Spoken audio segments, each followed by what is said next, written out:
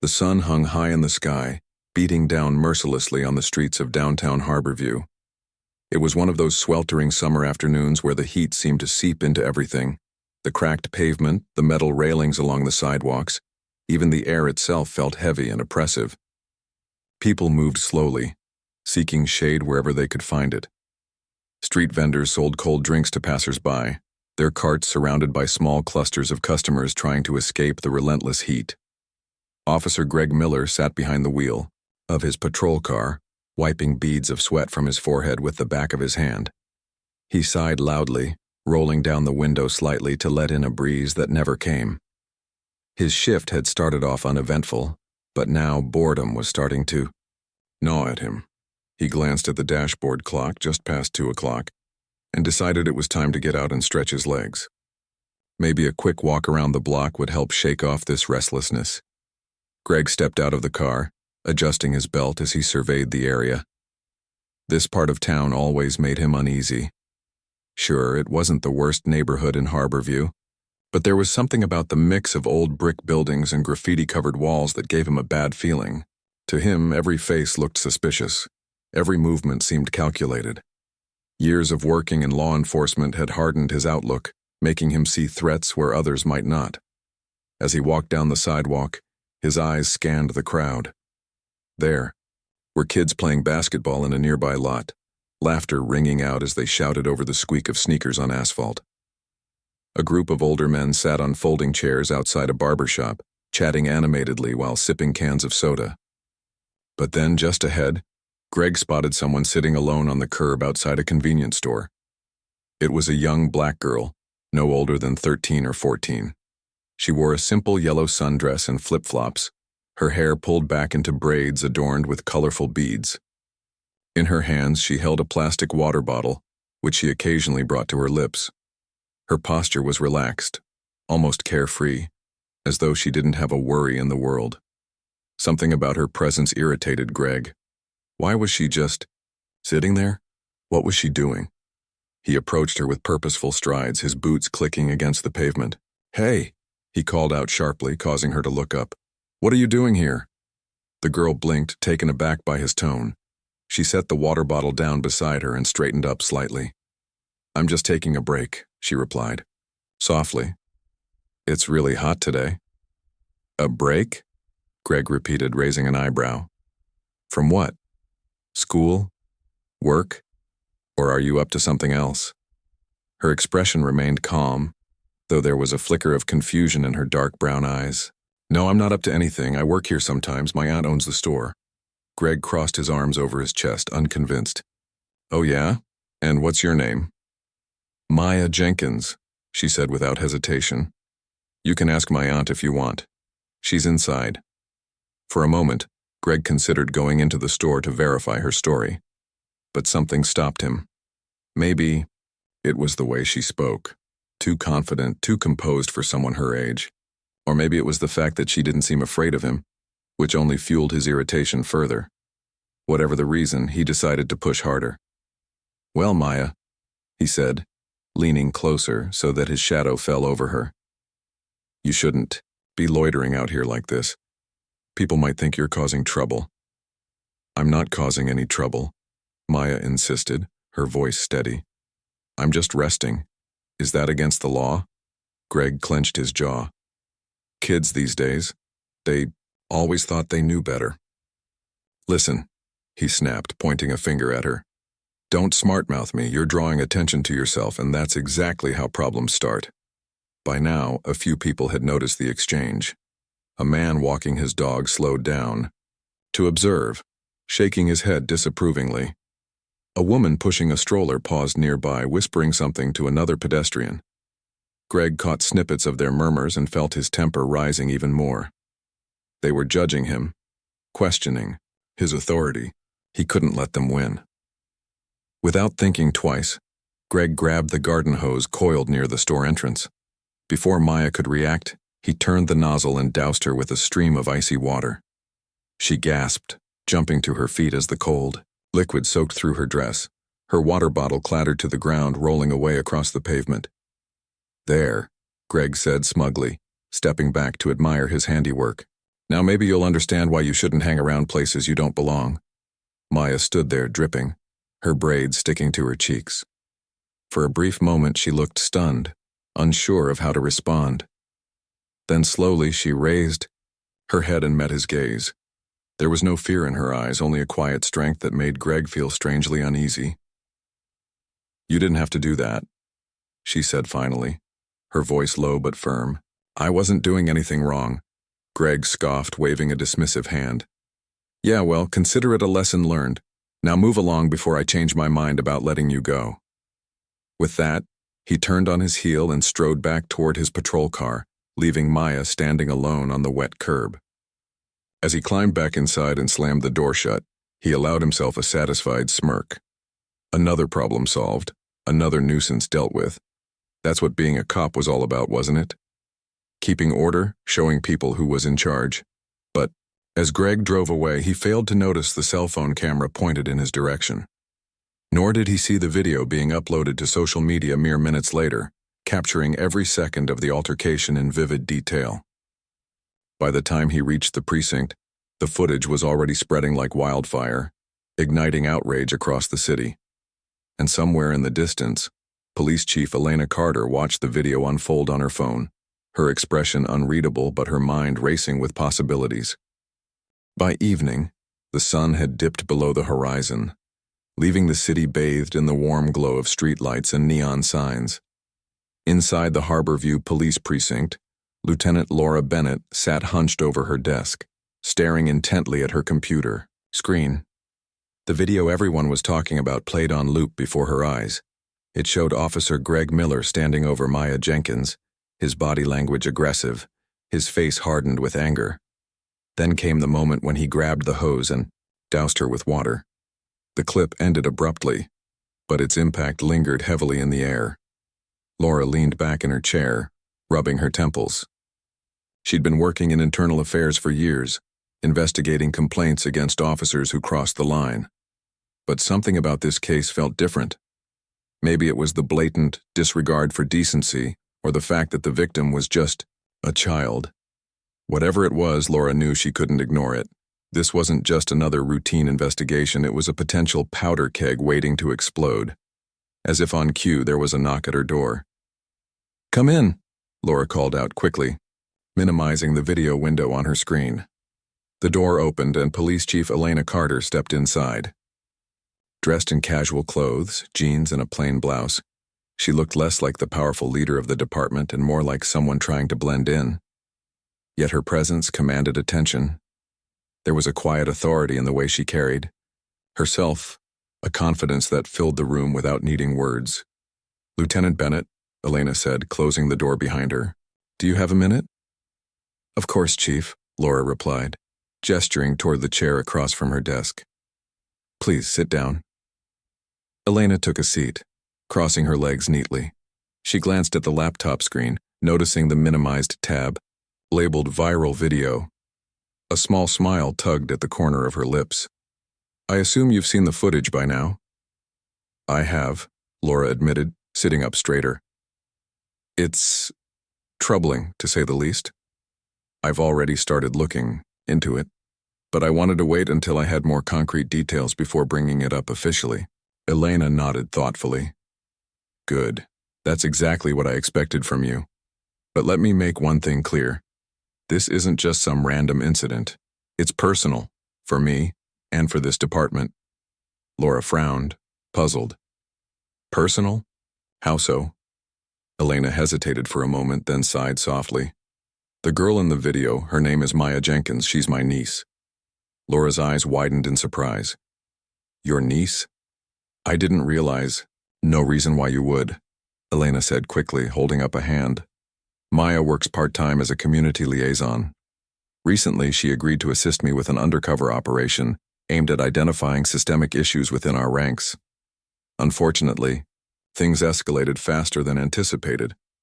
So Officer Miller targeted her without realizing who she really was," Laura concluded, piecing it together. "Exactly," Elena confirmed. "And while I appreciate Maya stepping up to help, I never intended for her to become collateral damage in all of this. What happened today was unacceptable, Not just because of who she is, but because of what it represents. We can't afford to let behavior like this slide. Laura nodded firmly. You're right. If we don't address this head-on, it'll only reinforce the worst stereotypes people have about us. So, where do we start? We start by gathering evidence, Elena replied. I want every angle covered. Witness statements, surveillance footage, anything that can corroborate the events captured in that video. Once we build a solid case, we'll bring Miller in for questioning. And trust me, he won't see it coming. Over. The next few hours, Laura threw herself into the task. She began by reaching out to witnesses who appeared in the video. One by one, they recounted what they saw, their voices tinged with frustration and disbelief. Many described how Greg's actions seemed completely unwarranted, especially given Maya's calm demeanor throughout the encounter. Others expressed concern about the message such behavior sent to the community. Meanwhile, Laura reviewed security footage from cameras mounted around the convenience store. The angles weren't perfect, but they provided enough clarity to confirm the sequence of events. Greg's aggression was undeniable, as was Maya's composure despite being humiliated in public. Each frame reinforced the narrative Laura was piecing together, strengthening the case against him. As the night wore on, Elena joined Laura in the precinct's tech room, watching the clips alongside her. Despite her composed exterior, there were moments when Elena's jaw tightened or her hands clenched into fists. Laura could tell she was struggling to keep her emotions in check, torn between her role as a professional and her instincts as a protective aunt. This is good work, Elena finally said, breaking the silence. We'll need to present this to the disciplinary board tomorrow morning. But first, I want to handle something personally. What do you mean? Laura asked cautiously. Elena's lips curved into a faint smile. Let's just say I plan to give Officer Miller a little taste of his own medicine. Sometimes the best way to teach someone a lesson is to show them exactly who they're dealing with. Though Laura didn't fully understand what Elena had, in mind she trusted her judgment. After all, Elena had earned her reputation not just through authority but through action. Whatever she was planning, it was bound to leave a lasting impression. By the time dawn broke over Harborview, the groundwork for accountability had been laid. The pieces were falling into place, setting the stage for a confrontation that would shake the precinct to its core. And somewhere in the mix, Maya Jenkins remained a symbol of resilience, a reminder that even in the face of injustice, strength could emerge from vulnerability. Unbeknownst to Greg Miller, his world was about to change forever. The morning sun filtered weakly through the blinds of the Harborview Police Precinct, casting long shadows across the hallways. Inside one of the smaller meeting rooms, Officer Greg Miller sat slouched in a chair, his face twisted into a scowl. He had been summoned unexpectedly by Lieutenant Laura Bennett, who claimed there was a complaint that needed addressing. Greg didn't think much of it at first. After all, complaints were part of the job, especially when you enforced the law in certain neighborhoods. Still, being called in like this made him uneasy. When the door opened, Greg looked up, expecting to see Laura walk in. Instead, two figures entered the room. A middle-aged woman in plain clothes and someone he recognized immediately. It was the same girl from yesterday, the one he'd doused with water outside the convenience store. Maya Jenkins. Greg's stomach tightened as realization dawned on him. This wasn't just any complaint, it was about her. His mind raced, trying to piece together how things had escalated so quickly. Sure, he knew the video of their encounter had gone viral, but he hadn't thought it would lead to anything serious. People got mad online all the time. It usually blew over after a few days. But seeing Maya here, sitting calmly beside the unfamiliar woman, sent a chill down his spine. "Good morning, Officer Miller," the woman began, her voice smooth but firm. She took a seat across from him, placing a folder on the table between them. "I'm glad we could meet under these circumstances." Greg frowned, leaning back in his chair defensively. "Who are you?" he asked gruffly. "And why am I here? If this is about that little stunt yesterday, I don't know what they told you, but she was loitering. I was doing my job." The woman raised an eyebrow, unimpressed by his tone. "Your version of events has already been noted. she said coolly. But let's get something straight before we proceed. My name is Elena Carter, and I'm the police chief of this department. Greg froze, his eyes widening as the words sank in. The police chief? Here? In person? He glanced at Maya, whose expression remained neutral, almost smug. For the first time in years, Greg felt a flicker of panic. What was going on? Elena leaned forward slightly, her gaze piercing. Now that introductions are out of the way, perhaps you'd care to explain your actions toward my niece. Your niece? Greg stammered, his voice cracking. He turned to Maya again, his confusion giving way to dread. She's your niece? Yes, Elena replied evenly. Maya works closely with me, assisting in community outreach programs. Yesterday, she was helping gather information for an initiative aimed at improving relations between officers and residents. You decided to interrupt that effort by humiliating her in broad daylight. Greg's mouth opened and closed like a fish out of water. He struggled to find the right words, his usual bravado crumbling under Elena's steely glare. Look, I didn't know she was related to anyone important, he muttered lamely. If I had known, you wouldn't have done it? Elena interrupted sharply. Is that what you're saying? That your behavior depends on who someone is? Because if that's true, then we have a much bigger problem than I realized. No, Greg exclaimed, shaking his head frantically. That's not what I meant. I mean, yeah, okay, maybe I overreacted, but it's not like I hurt her or anything. It was just water. Just water? Maya spoke up suddenly, her voice quiet but steady. She locked eyes with Greg, her gaze unwavering. You embarrassed me in front of everyone. You treated me like I wasn't human because of how I look. Do you even realize how that feels? Greg shifted uncomfortably in his chair, avoiding her stare. I wasn't thinking about that, he mumbled. I was just doing my job. And that's exactly the issue, Elena interjected. You weren't thinking. Not about her, not about the people watching, and certainly not about the consequences of your actions. But now you're going to face those consequences head on. Greg swallowed hard, beads of sweat forming on his forehead. What does that mean? He asked nervously. Are you suspending me? Firing me? That depends, Elena said, leaning back in her chair. On whether you're willing to take responsibility for what you did. Admitting fault is the first step toward real accountability. Denying it, or worse, making excuses, only digs you deeper. For several moments, silence filled the room. Greg stared at the table, his mind racing. He wanted to argue, to defend himself, but deep down he knew there was no justification for what he'd done. Slowly, reluctantly, he nodded. Fine, he said, his voice barely above a whisper. I'm sorry, I shouldn't have reacted the way I did. It won't happen again. Elena studied him carefully, searching for sincerity in his apology. Finally, she sighed and stood up, signaling the end of the conversation. We'll see about that, she said. In the meantime, consider yourself suspended pending further investigation. Lieutenant Bennett will handle the details. As Greg left the room, his shoulders slumped in defeat. Maya exchanged a glance with her aunt. There was a mix of relief and lingering sadness in her expression. Do you think he really gets it? She asked softly. I hope so, Elena replied, placing a reassuring hand on Maya's shoulder.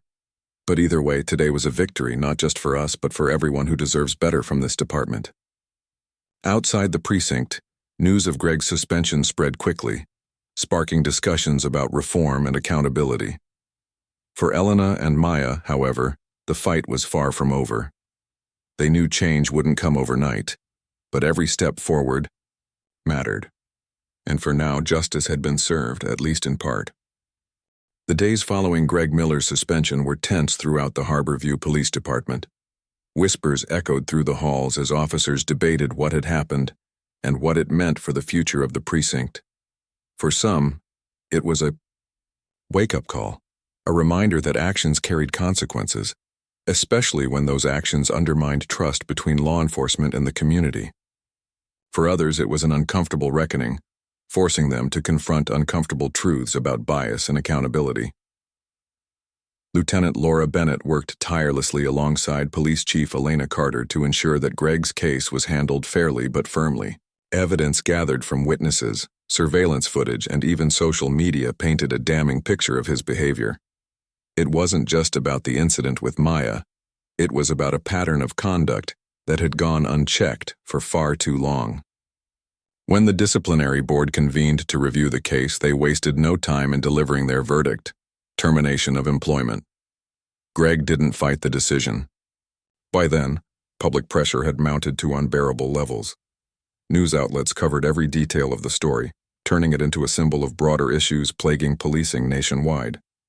Protesters gathered outside the precinct, holding signs demanding justice and reform. Even some of Greg's colleagues distanced themselves from him, unwilling to defend his actions any longer. Meanwhile, Maya Jenkins found herself navigating a whirlwind of emotions. On one hand, she felt vindicated knowing that Greg would no longer wear a badge or wield authority over anyone else.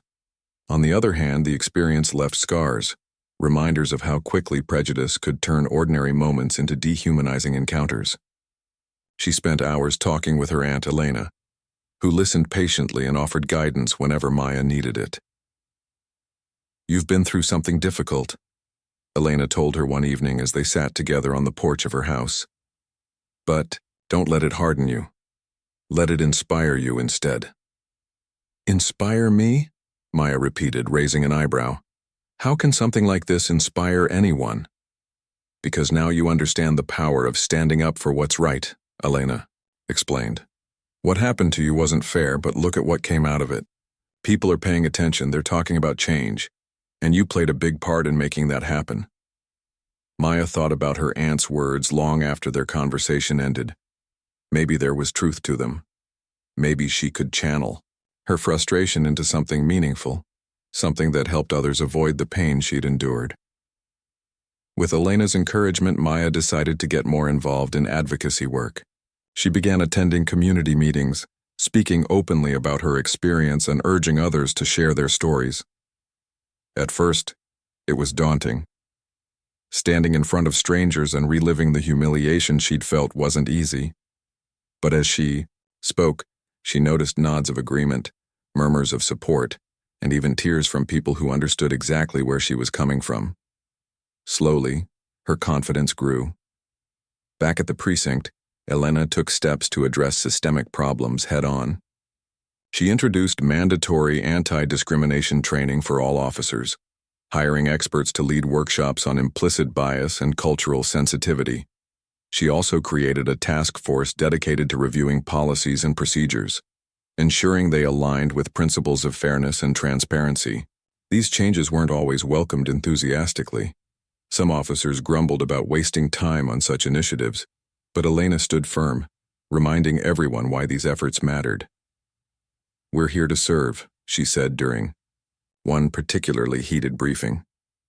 "Not just to enforce laws, but to build trust. If we lose sight of that, we've failed, not just ourselves, but the communities we swore to protect." To further strengthen ties between the department and residents, Elena organized regular town hall meetings. Officers and civilians came together to discuss concerns, share ideas, and collaborate on solutions. At the first meeting, Elena addressed the crowd directly, acknowledging past mistakes while emphasizing her commitment to progress. "I won't pretend that everything is perfect," she admitted, her voice steady and sincere. "We have a lot of work ahead of us, but I promise you this: we're listening, we're learning, and we're determined to do better." Her words resonated with many in attendance, including Maya, who watched proudly from the front row. Seeing her aunt speak so passionately reminded her of why she admired Elena so much, not just as a family member, but as a leader willing to fight for what was right. As weeks turned into months, small but significant improvements began to emerge. Officers started approaching their duties with greater awareness, taking time to connect with residents rather than treating them as potential threats. Civilians, in turn, became more willing to engage with law enforcement, reporting crimes and sharing feedback without fear of retaliation. Trust wasn't rebuilt overnight, but it was slowly growing, brick by brick. Laura Bennett continued playing a key role in these efforts, working closely with Elena to monitor progress and hold individuals accountable when necessary. Together, they developed strategies to prevent similar incidents from happening again, implementing measures like body cameras and anonymous tip lines for reporting misconduct. For Maya, the journey wasn't over. She knew there would still be challenges ahead, not just for her personally, but for society as a whole. Yet she also knew she wasn't alone. With her aunt's unwavering support and the growing momentum for change, she felt empowered to keep pushing forward. One evening, as she walked home from a community event, Maya paused to look up at the stars. Despite everything she'd been through, she couldn't help but feel a sense of hope. Change was possible, justice was achievable, and maybe, just maybe, her story could inspire others to believe the same. This part highlights the aftermath of Greg's actions, the steps taken toward accountability and reform, and Maya's personal growth as she embraces advocacy. It sets the stage for the final chapter, where themes of resilience and transformation come full circle. Months had passed since the incident involving Greg Miller, and while the memory still lingered, life in Harborview had begun to shift in meaningful ways. The changes weren't drastic or immediate, they never were, but they were noticeable. People noticed how officers greeted them by name instead of rushing past without a second glance. They noticed how complaints were taken seriously now, addressed promptly rather than brushed aside. And most importantly, they noticed a growing sense of trust, fragile but real, between the police department and the communities they served. At the heart of these transformations was Police Chief Elena Carter. Her leadership style had always been firm yet compassionate, but now she poured even more energy into fostering unity and understanding. She believed deeply that change started from within. The department itself needed to reflect the values it hoped to instill in others. Under her guidance, new programs were introduced to bridge gaps between law enforcement and residents. Community policing initiatives encouraged officers to spend time walking beats, attending local events, and simply listening to people's concerns. One such event took place on a sunny Saturday morning at Riverside Park. Hundreds of people gathered for a day dedicated to building connections and celebrating progress. Booths lined the pathways, offering information about resources like youth mentorship programs, conflict resolution workshops, and mental health support. Children laughed as they played games organized by volunteers, their parents chatting nearby with officers who weren't wearing badges for once, just smiles. Elena stood near the center of it all, watching the scene unfold with quiet pride. Beside her was Maya Jenkins, no longer the shy teenager who'd endured humiliation months earlier.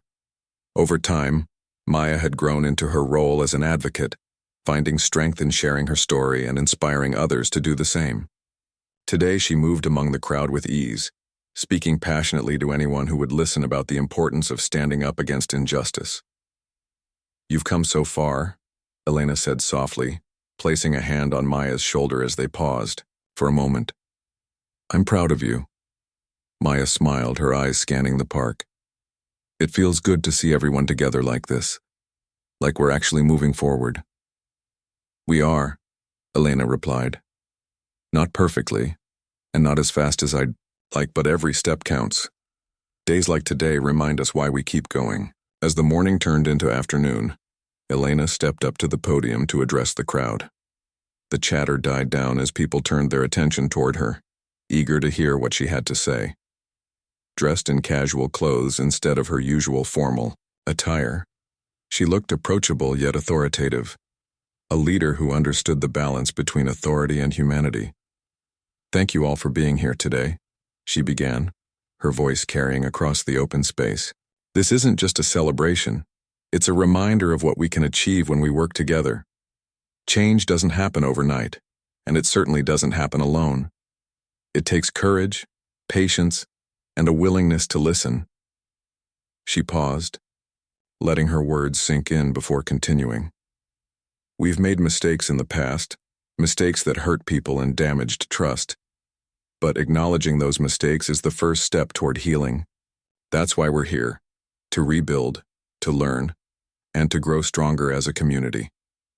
The crowd erupted into applause, many nodding in agreement. Among them was Lieutenant Laura Bennett, who watched from the sidelines with a small smile. She'd played a crucial role in implementing the reforms Elena spoke of, working tirelessly behind the scenes to ensure accountability remained a priority. For her, seeing the results firsthand was both rewarding and humbling. After Elena finished speaking, Maya took the stage briefly to share her own thoughts. Though initially nervous, she quickly found her rhythm, her voice steady and sincere. "What happened to me wasn't fair," she admitted, looking out at the sea of faces. "But it taught me something important, that our voices matter. When we speak up, people listen. When we stand together, we create change." Her words resonated deeply with the audience, sparking conversations long after she stepped away from the podium. Parents hugged their children tighter, friends exchanged ideas for future projects, and strangers struck up friendships over shared goals. The park buzzed with optimism, a stark contrast to the tension that had gripped the city not so long ago.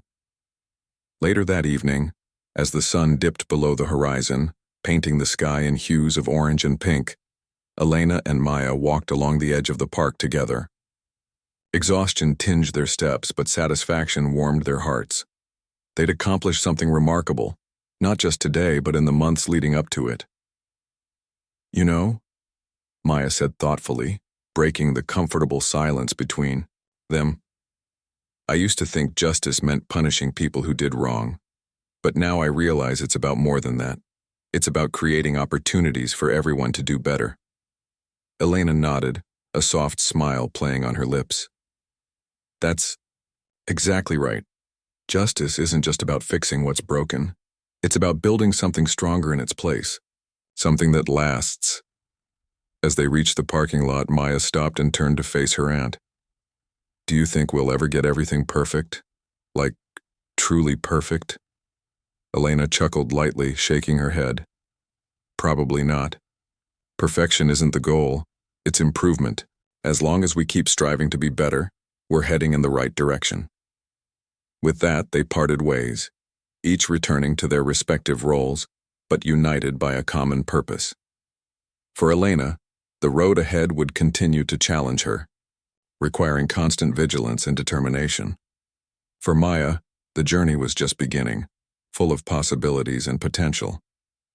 Together, they represented a beacon of hope, not just for Harborview, but for anyone willing to believe in the power of change. And as the stars began to twinkle above the city, one thing became clear. Though the scars of the past might fade, slowly the lessons learned would endure forever, lighting the way toward a brighter future.